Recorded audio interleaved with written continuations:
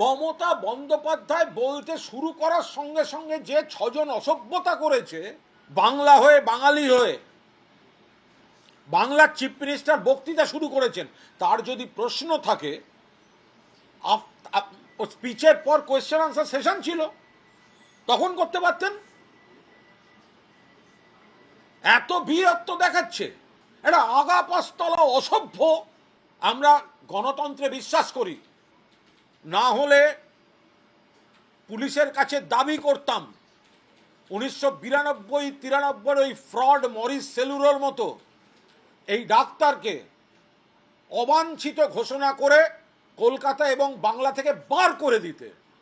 এ রাজ্যে গণতন্ত্র আছে বলে ওই দাবিটা করছি না। এই সুকান্ত যাচ্ছে চা খেতে, উনি ডাকছেন, ওনার বাড়ির লোক নাকি ঠকঠক ঠকঠক করে কাঁপছে, তাতে প্রমাণ হয়ে গেল এই লোকগুলো বিজেপি রাম বামের দালাল।